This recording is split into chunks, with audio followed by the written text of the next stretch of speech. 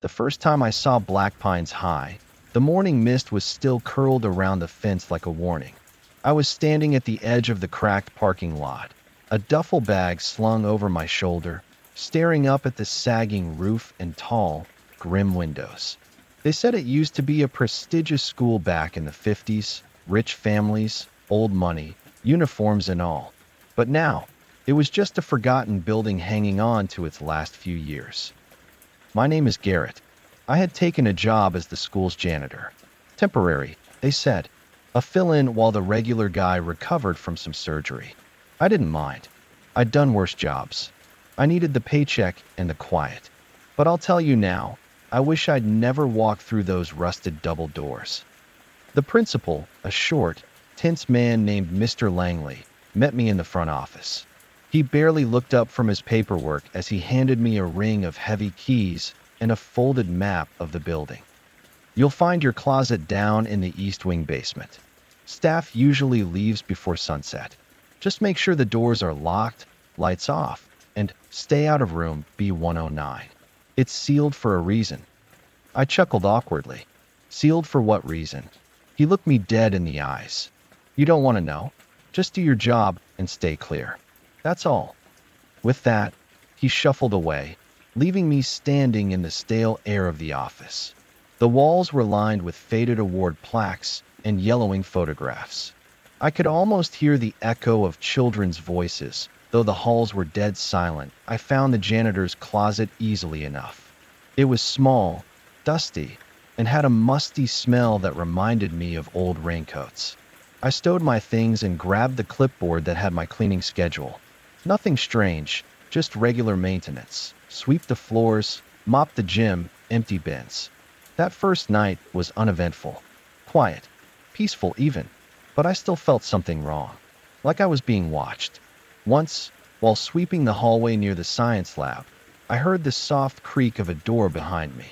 I turned, but there was nothing. All the doors were shut, the hallway empty. I told myself it was just nerves. Old buildings make noise. The second night, things changed. I was mopping the gym when the lights flickered. Just once, quick, but enough to get my attention. I stopped, looked up, waited. Nothing. Then came the sound. Barefoot footsteps on polished wood. Light, fast, running. Hello. I called out, heart suddenly racing. No answer. I walked toward the sound, mop in hand like a weapon. The gym echoed every step I made. At the far end, I saw it. One of the bleachers was pulled out, just slightly. Enough for someone to hide behind. I crept closer. Hey, if this is a joke, you got me, I said. I pulled the bleacher forward. Nothing. Just air. I sighed and let out a nervous laugh. You're losing it, Garrett, I muttered. That's when the buzzer went off. The gym buzzer, loud and sharp. I jumped so hard I nearly dropped the mop. The lights cut out at the same time, plunging me into darkness that I scrambled to the wall, found the switch, flipped it. Nothing. I used the flashlight on my phone, making my way back to the exit.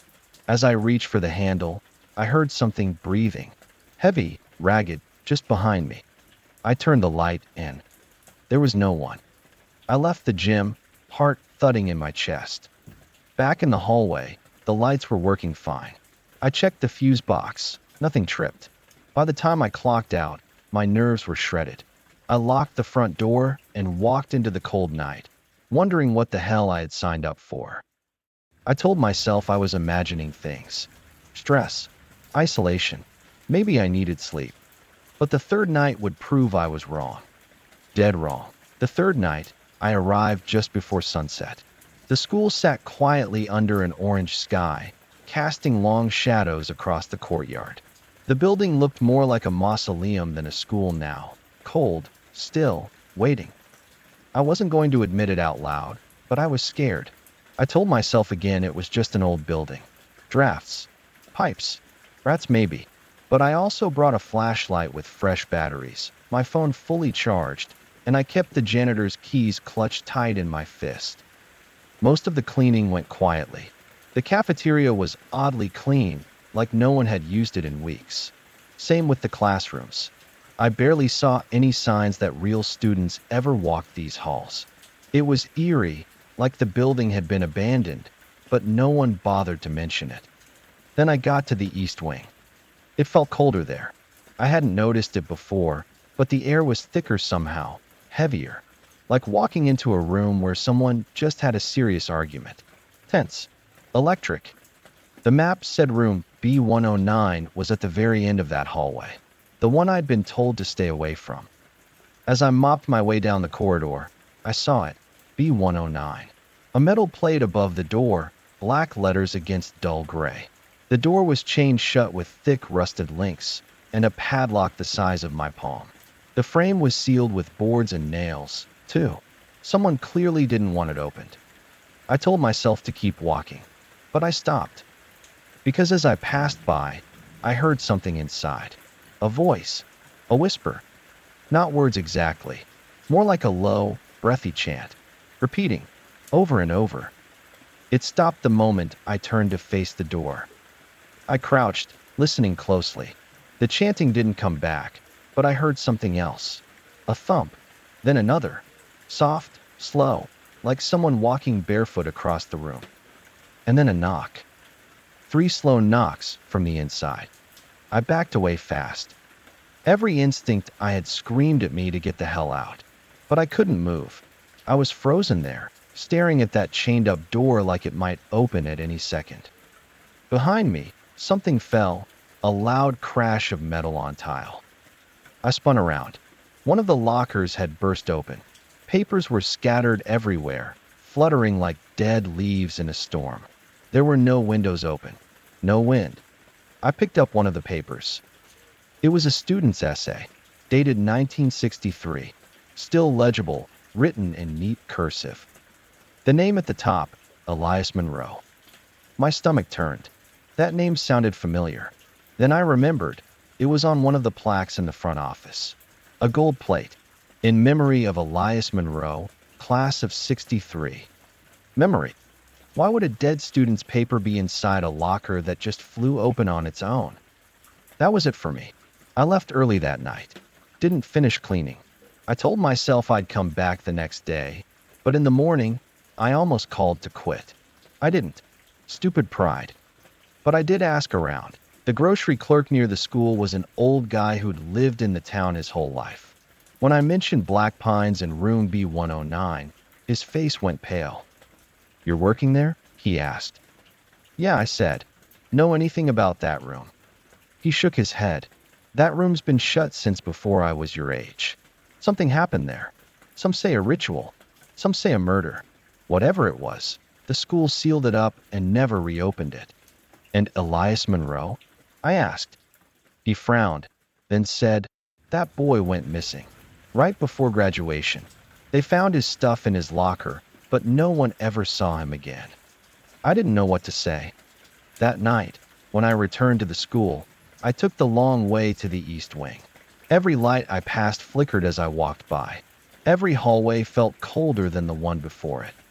At the far end, I stood in front of room B109 again. The chains were gone. The boards too. The door now hung slightly open, just enough for a sliver of darkness to leak out. And from inside, I heard a whisper. "Come in." I didn't want to go in. That sliver of darkness behind the door was like a mouth waiting to swallow me whole. The whisper had been soft, but clear. "Come in." I held up my flashlight, took a deep breath, and pushed the door open with the edge of the mop handle. It creaked, long, slow, and painful. Inside, the air was cold. Not cool. Cold. My breath fogged up in front of me. The room was bigger than I expected. Desks were arranged in perfect rows, untouched by time. The blackboard still had chalk writing on it. And then I saw the names. Dozens of them.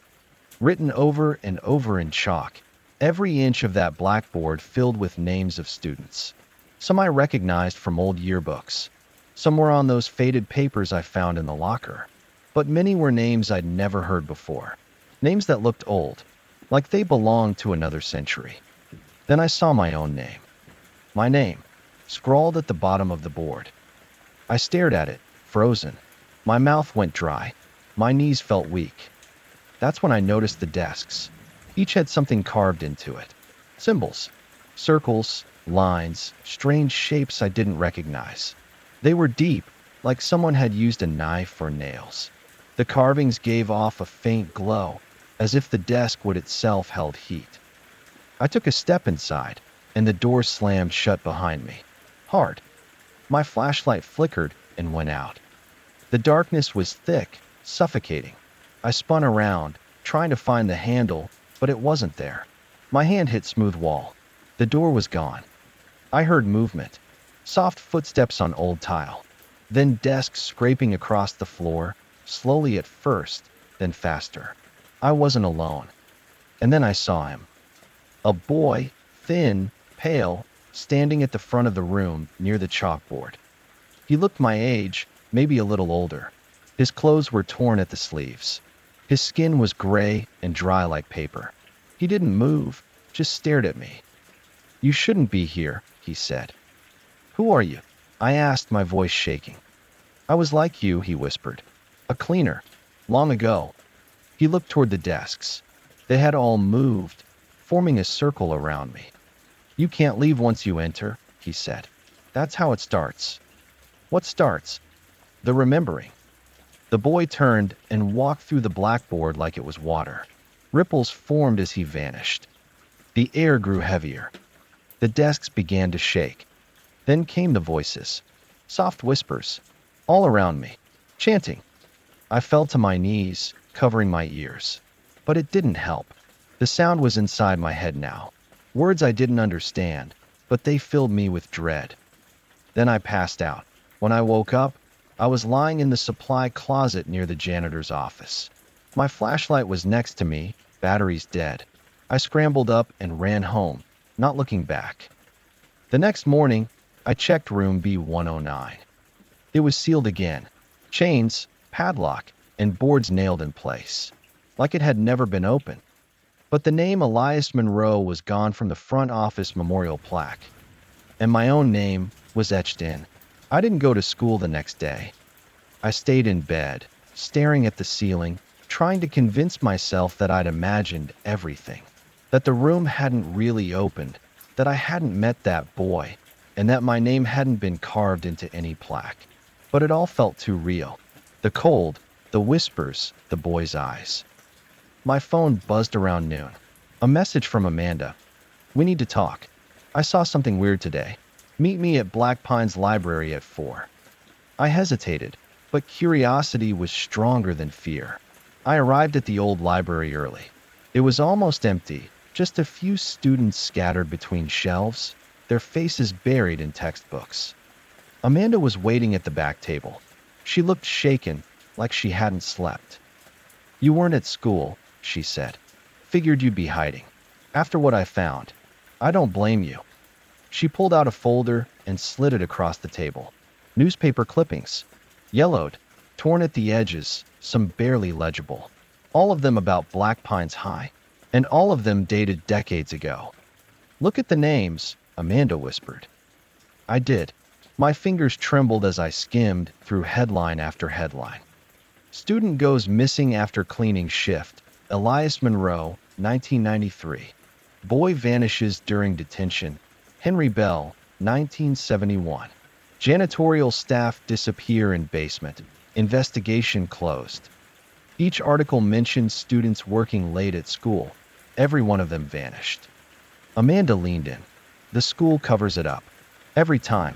You know that memorial wall in the main hallway? Those aren't all just old alumni. Some of them are the missing kids." I told her what I saw. The locked room. The whisper. The boy. My name. Her face went pale. "You're marked now," she said. "You walked into that room. They know who you are." "Who's they?" Amanda flipped one of the pages and pointed to a photo. Grainy, black and white, but clear enough to make out a group of adults standing in front of a classroom. Teachers, principal, staff, all dressed in old-fashioned clothes. One woman in the middle wore a black dress and an odd necklace with a circular symbol. "There was a teacher," Amanda said. "Ms. Harrow. She used to run detention back in the 50s. Strict, cruel. They say she believed in cleansing the impure. She vanished one day. Her room was sealed after that. Rumor was she'd opened a doorway. A doorway to what? Amanda didn't answer. I stared at the picture again. The circular necklace. It was the same symbol carved into the desks. We left the library as the sun dipped low, casting long shadows across the campus. Amanda looked nervous. "They'll come for you at night," she said. "Just like the others. We need to find the center. Every old building like this has one. A spiritual core. If we find it, maybe we can break the curse." We agreed to meet the next night, but I never made it home. As I was walking past the school gates, I felt it again, that cold air. The smell of chalk and mildew. My phone buzzed, but when I looked, the screen was black. Then came the whisper. "Back to class." I turned and saw her. Ms. Harrow. She was standing on the school steps, still wearing that black dress, eyes dark and hollow. Her skin was gray, cracked like dried clay. Her hands were folded, calm, like she was waiting for me to follow her. I ran. But every path I took brought me back to the school. And when I looked up again, the building had changed. The windows were boarded. The doors warped. Lights inside flickered like candles in the dark. And the front doors creaked open on their own. I didn't step in. But I knew one thing for sure. The school wasn't just haunted. It was alive. And it had chosen me. I backed away from the open doors. But the school pulled at me. Not with hands or chains, with memories. I saw flashes. My childhood. First day of school. Sitting in the cafeteria, laughing with friends. A teacher's hand on my shoulder. A hallway bathed in golden light. It wasn't real. This was how it lured you in. I turned to run again, but my legs wouldn't move. A chill rolled through me like wind inside my bones. The door creaked wider, and that voice echoed again. Back to class. I was inside before I even realized I'd stepped forward. The hallway wasn't like before. It was darker, longer. The lockers were old and rusted. The walls dripped with moisture. My footsteps echoed like they were in a cave. And every door I passed had names carved into it. Elias Monroe, Henry Bell, Amanda James. My name. I stopped. My breath caught in my throat. Then, at the end of the hallway, a light flickered on. Room 306. The door stood open, glowing with a sickly yellow light. I stepped closer. Inside, rows of old desks faced the blackboard. The chalk writing across it was barely legible, scratched over dozens of times. But I could read it. Time to begin.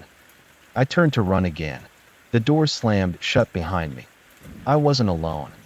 There were students in the seats, pale, unmoving. Their heads slowly turned toward me. Eyes black, mouths shut. Every one of them wore a school uniform, but the styles were from different decades. One girl had a sweater with shoulder pads and teased hair. A boy in front wore suspenders and round glasses. Another girl had a denim jacket with a patch that said Class of '78. They weren't alive. And they were staring right through me. A chair scraped behind me. I spun. The teacher's desk.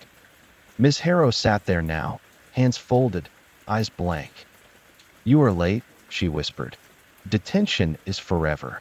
The door behind me had vanished. The blackboard cracked down the center. Dust fell from the ceiling. The students began to hum, a low, vibrating tone like bees in a jar. I dropped to the floor, trying to crawl backwards. And then, Amanda's voice. Somewhere outside the room. "Marcus! Marcus! Where are you?" I yelled back, screamed her name. The window at the side of the classroom exploded inward. Amanda's hand reached through the shattered glass and grabbed mine. I pulled. She yanked me out. We ran. The school shifted behind us, doorways twisting, floors warping, walls pulsing like veins. Lights blinked like heartbeats. The hum grew louder, chasing us like a siren. We didn't stop running until we hit the back exit and burst into the night air. Silence. The building stood still behind us. Quiet again. No lights. Just an old brick shell of history and horror. Amanda was gasping for air, tears on her face. "They tried to pull me in last night," she said. "I barely got away. I waited. I knew they'd come for you next." We both stared back at the school. "I think I know where the center is," she whispered. "It's below. Way below. The old records say there's a sealed basement under the gym. That's where the first student vanished." "Then that's where we go," I said. Amanda looked at me like I was crazy.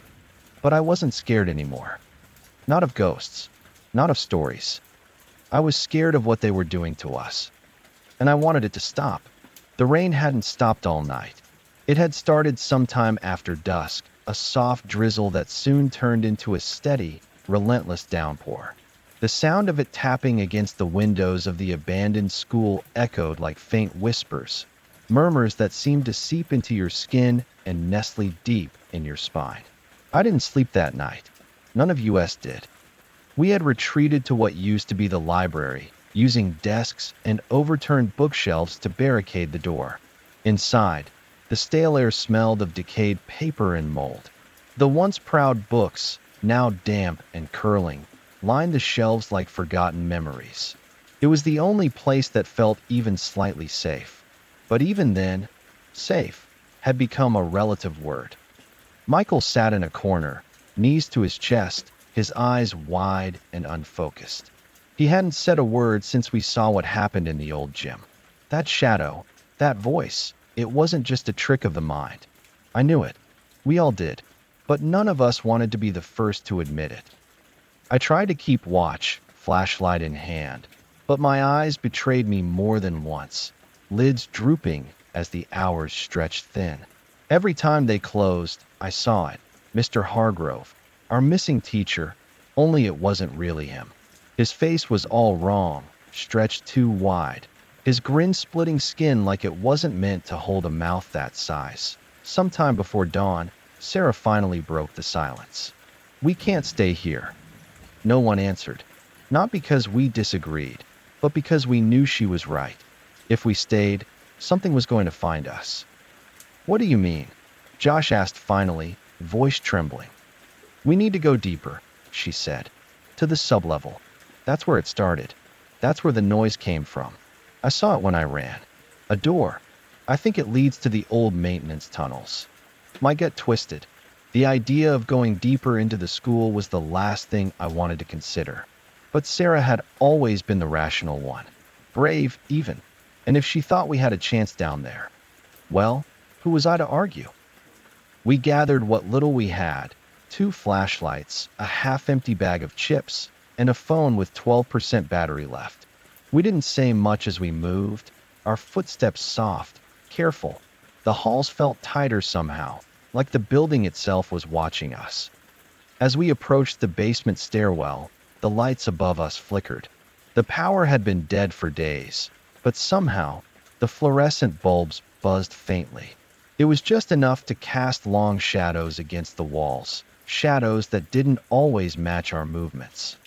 Each step down creaked louder than the last. The air grew colder, heavy with mildew and something else, something coppery and thick. The door Sarah spoke of was there, tucked behind an old mop sink, nearly invisible unless you were looking for it. Rusted hinges groaned as we pulled it open, revealing a pitch-black hallway that sloped downward. The tunnels beneath the school weren't just old. They were ancient, older than the building itself. Stone walls lined with thick pipes. The smell was unbearable, like rotting meat and wet earth. The deeper we walked, the more it felt like we were descending into something not meant for people. The whispers started again, faint, almost inaudible, like breath on the back of your neck. "Turn back." I spun around. No one had spoken. Josh was just ahead of me, flashlight trembling in his grip. Michael hadn't looked up in minutes. And Sarah? She kept moving forward like she couldn't hear it that we found the first room by accident. A small chamber just off the main tunnel, its door ajar. Inside, there were symbols on the floor. Strange, spiraling shapes that hurt to look at too long. And in the center, A book, ancient, bound in something that looked like old leather but felt too soft, too warm. Sarah picked it up. I told her not to. She flipped through the pages, her face blank. "It's in Latin," she said. I didn't need to read it to know that book wasn't meant to be touched. The moment she opened it, the tunnel changed. The air dropped another 10 degrees. Somewhere behind us, the door we came through slammed shut. And then, footsteps. Slow, dragging. From deeper inside the tunnels. We weren't alone. The sound of footsteps wasn't just coming from one direction anymore. It echoed through the tunnel like something circling us, closing in with every heartbeat. I grabbed Sarah's arm. "Put it down," I whispered. "The book. Just drop it." But she didn't move. She kept flipping pages, her eyes wide, mouth slightly open like she was reading something that pulled her in too deep. The symbols on the floor beneath her began to glow faintly, a deep red pulse that throbbed in time with the footsteps. Michael backed into the corner of the chamber. "It's the book. That thing brought it here." "No," Sarah whispered. "It's always been here. It's part of the school. It was buried. Sealed." "Then let it stay sealed." Josh snapped, his voice cracking. "We don't need to know what it says." The footsteps grew louder. Thud, thud, thud. We turned to the tunnel just as a shadow passed by the opening. Not a person, something taller, limbs longer than they should be. No eyes, just the sound of ragged breathing and bare feet scraping against stone. Then it was gone. We stared at the opening in silence. Josh started to cry, quietly, trying to hold it in. I felt like doing the same. Sarah suddenly shut the book. The glowing symbols faded, but something in the room didn't leave. I felt it, watching us. "We have to go deeper," she said. "No," Michael said. "We go back.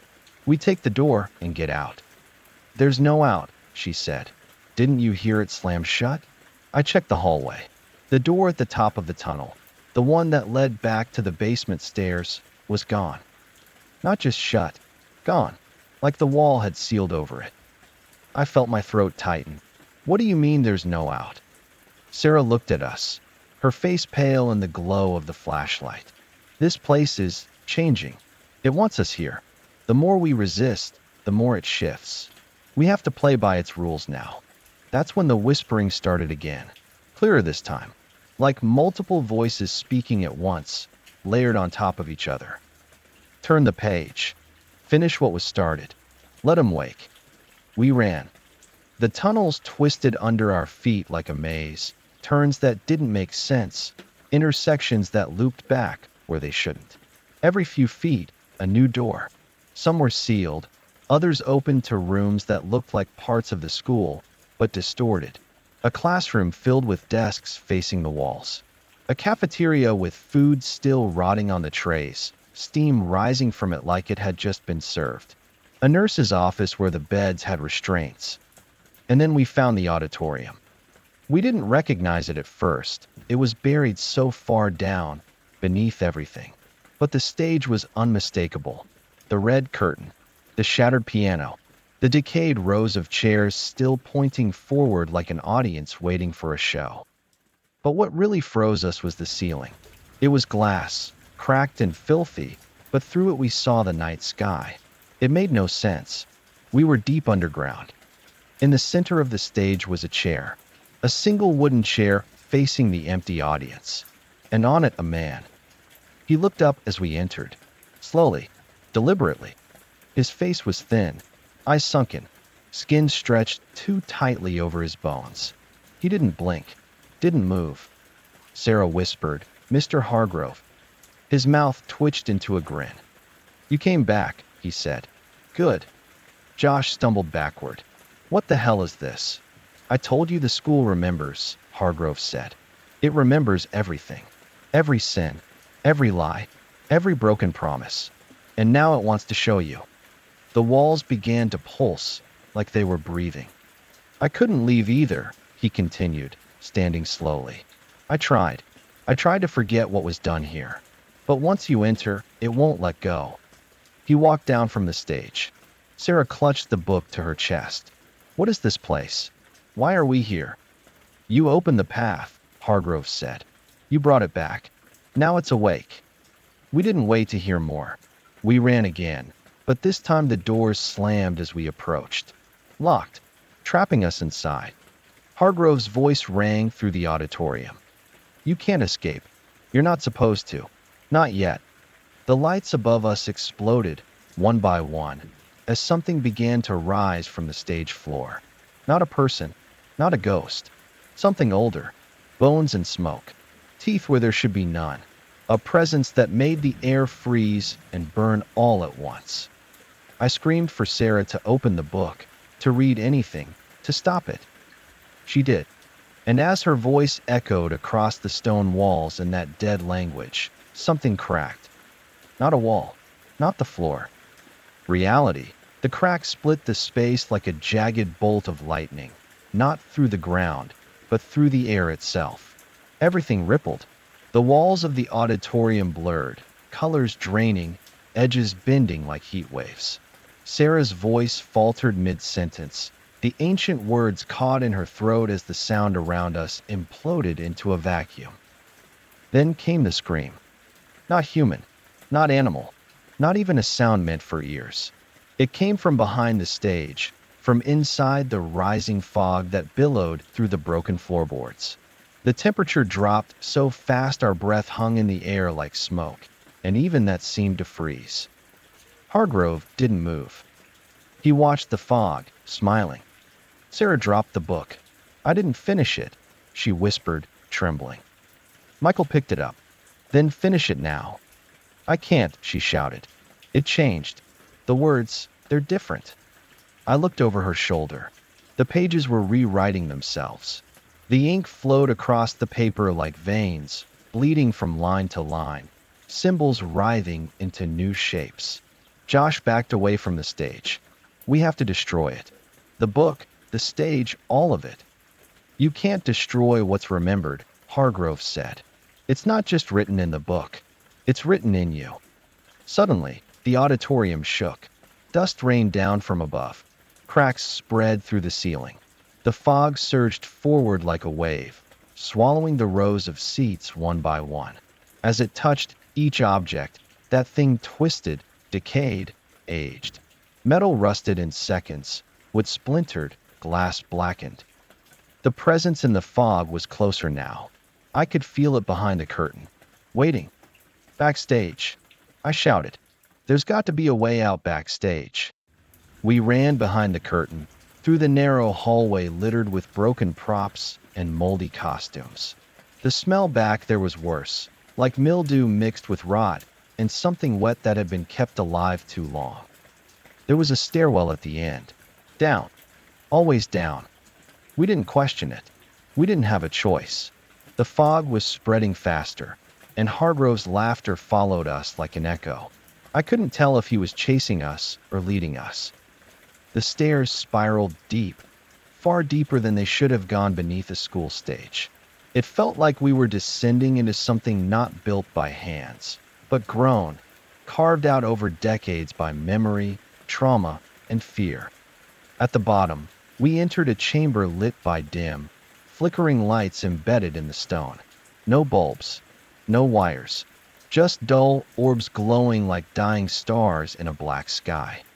And then we saw it. A classroom. Underground. Dust-covered desks lined in neat rows. A blackboard, half erased but still bearing faint chalk marks. And in front of it, a desk. A teacher's desk. Empty. Why would there be a classroom here? Josh asked, barely breathing. Michael stepped forward. No, it's not a classroom. It's our classroom. And he was right. I saw my initials carved into the desk by the window. The same broken leg on Sarah's chair. The same old map of the world curled in the corner. It was our classroom, down to every detail. But we've never been here, I said. Sarah shook her head. Not in this way. Suddenly the lights snapped off, one by one. Darkness. Then, chalk on the board, slowly scraping out words we couldn't see. The lights flickered back on, and we saw it. Lesson 1. You don't leave. A bell rang, and the door at the back of the room slammed shut. I turned, heart hammering. We were no longer alone. Students sat at the desks now. Not kids, not alive. They stared straight ahead, faces pale, empty, sunken. Their uniforms were torn and soaked. Some had missing eyes. Others had mouths sewn shut. But they all sat perfectly still, staring at the board, as if waiting for something. Or someone. And then, slowly, the teacher walked in. But he didn't walk, he floated. His feet didn't touch the ground. His face was hidden beneath an old-school leather mask, the kind doctors wore centuries ago. He held a ruler in one hand. His presence made my legs weak. He wrote something on the board. Begin. The students turned to face us in unison. Sarah screamed. The students rose as one, slowly, creaking like ancient furniture. Their desks groaned beneath the sudden movement, as though they hadn't been touched in decades. Their eyes, or the sunken holes where eyes once were, locked onto us, blank and endless. I could barely breathe. The teacher stood motionless at the front of the room. His chalk still rested in his hand, but it was the ruler in the other that drew my gaze now. It dripped. With what? I didn't want to know. Don't move, Michael whispered. Maybe they only attack if. One of the students took a step forward. Michael froze. The student took another. The others followed. Run, I yelled, and we sprinted toward the back of the classroom. Josh flung the door open, but instead of the stairwell, we found another hallway, narrower, darker, twisting like a worm through the earth. The walls were covered in old-school portraits, the kind you find hanging outside the principal's office. But every student in those photos was wrong. Their faces were warped, melted, some scratched out entirely. A few stared at us, and I swear their expressions changed as we passed. This place is alive, Sarah breathed. It's feeding on us. Michael nodded, or remembering us the way it wants to. We ran down the hall, the sound of shuffling footsteps behind us. They were slow, but steady, relentless. You could feel the pressure of time bending here, the air thick with memory and decay. Another door appeared on the right. We burst through it, and found ourselves in the principal's office. At least, that's what it used to be. The desk was rotted, half melted into the floor. The window behind it looked out into nothing, just fog. No trees, no ground, no sky, just gray, pulsing mist. And sitting in the chair was the principal. Or what was left of him. He had no eyes, just two dark pits, like coals smoldering from the inside. His mouth opened, but no words came out, only the faint sound of children laughing. It was the most chilling thing I'd ever heard. We need to wake up, Josh said. This has to be a dream. Sarah shook her head. Dreams don't keep going like this. Dreams don't trap you. Then the intercom crackled. A sharp, jagged buzz echoed through the room, and the speaker above the door came to life. Final bell in 10 minutes. All students must be in class. We looked at each other. Michael spoke first. What happens when the final bell rings? Nothing good, I said. The principal stood up. We backed away slowly, but he didn't chase us. He reached into his desk drawer and pulled out something black and writhing. At first, I thought it was a snake, but it was too flat, like a shadow peeled from the floor. He handed it to us. None of us wanted to take it, but we couldn't move.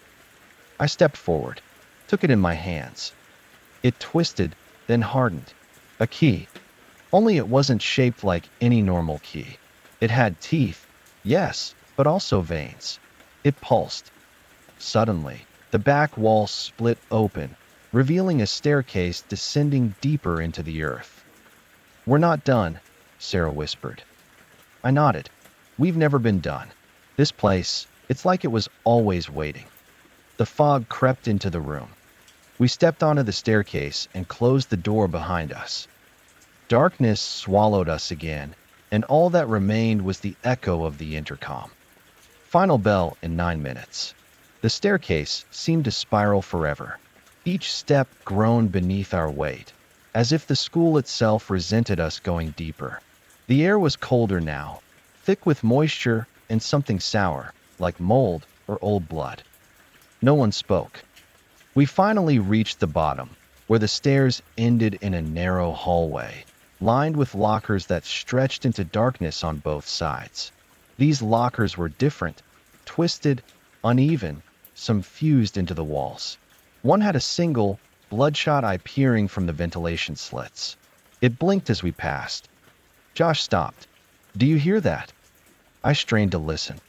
A distant ticking, faint but steady, like a giant clock. Sarah pointed ahead. "There's a light." We moved slowly, the hallway seeming to grow longer with every step. As we walked, the ticking grew louder. The air felt heavier. The hallway opened into a wide chamber. At the center stood a massive clock tower, far too large to exist beneath the school. The face of the clock was made of bone. Its hands were crooked, twitching toward midnight. But what caught my attention was the floor. Beneath the clock, carved into the concrete, was a spiral of names, hundreds of them, each etched in a trembling, childlike hand. Some names glowed faintly, others were scratched out. Michael found his. So did Sarah. Even Josh's name was there, but not mine. We stared at the spiral. "What does it mean?" Sarah whispered. Josh crouched beside his name. "These are students, the ones who vanished." "They never left," Michael said. "They just went further down." A low chime echoed through the chamber. Dong! The sound reverberated in our chests. The clock's minute hand twitched. 8 minutes. The spiral began to glow, and the ground vibrated. From the walls, figures emerged. Children, their bodies blurred as if moving through water, their eyes empty sockets. They were mouthing something silently, their lips forming shapes we couldn't understand. I stepped back. "We need to leave." The children encircled us. The spiral pulsed. Josh pointed at the center. "There's a door." Indeed, in the middle of the spiral, barely visible beneath the dust, was a trapdoor, wooden, rotted, sealed with rusted metal clasps. Sarah lunged forward, breaking through the wall of ghostly children. As her foot touched the spiral, the floor cracked. The names flared with light, blinding white, and the children vanished. We raced to the trapdoor and tore it open. The stench was unbearable, like something that had died and refused to rot. Inside was a narrow shaft with a rusted ladder descending into pitch black. No choice. One by one, we climbed down. Dawn. 7 minutes.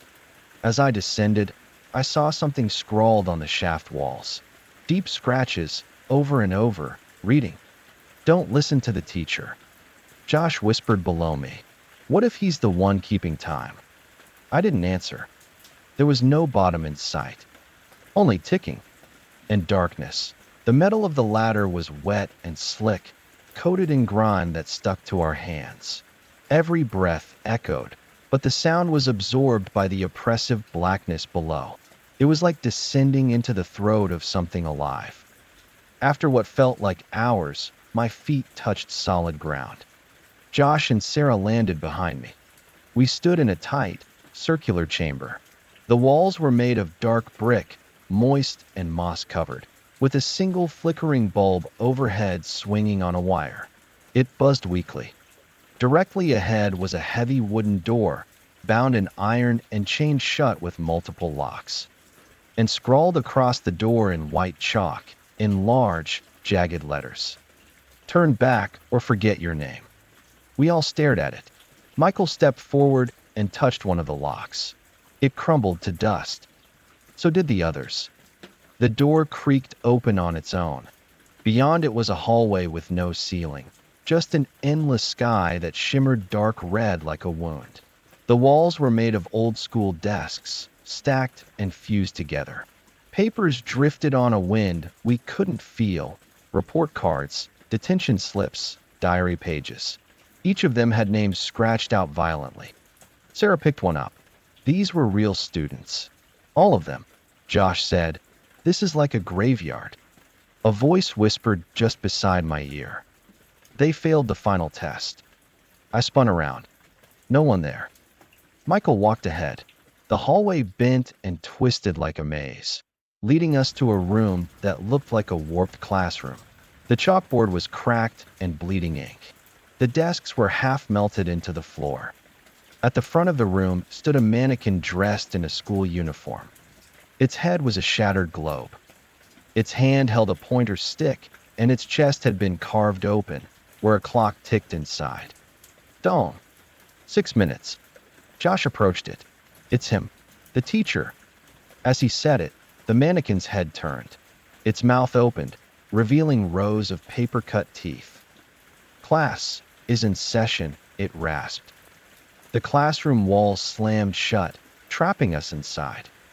Lights flared overhead, old fluorescent bulbs flickering one by one. Desks snapped upright. Books flew off shelves, pages slicing the air. And the mannequin walked, its limbs jerking like a marionette. It pointed the stick at Michael. "Question 1, it hissed. "What is the price of knowledge?" Michael didn't answer. A siren wailed. The mannequin screamed. And suddenly, the desks flew at us. We ducked and scattered. The blackboard shattered, revealing a hidden corridor behind it. Sarah grabbed Michael and pulled him through. We ran again, the ticking now louder, faster. Dong. 5 minutes. The corridor led to an elevator. Old, rusted, with a button panel filled with numbers that didn't make sense, symbols instead of floors. I pressed one at random. The doors closed, and the elevator plunged downward. The light inside flickered. Josh whispered, "If this keeps going deeper, where does it end?" I didn't know. But the elevator kept descending, and we were running out of time. The elevator finally slowed, groaning as if under the weight of something ancient. When the doors opened, we stepped out into a massive underground auditorium, its size impossible, stretching into blackness. The seats were filled, not with people, but with statues of students, all turned to stone mid-scream, their mouths frozen open, eyes wide in horror. In the center of the stage stood the headmaster. Not a man, not a ghost, something in between. His face was an empty blackboard, scratched with hundreds of tiny names. His voice echoed across the chamber, deep and layered like a chorus of all the lost. "You entered for answers. You ignored the warnings. Now comes the final lesson." Behind us, the elevator crumbled into dust. We were trapped. The statues began to twitch. Cracks formed on their surfaces. Then one by one, they shattered, revealing students just like us, alive, blinking, confused, but hollow. Their eyes were blank, souls erased. The headmaster raised a skeletal hand, and a great bell descended from the ceiling. It told once. Dong. The students turned toward us. "Run!" I shouted. But Sarah grabbed my arm. "We can't run forever."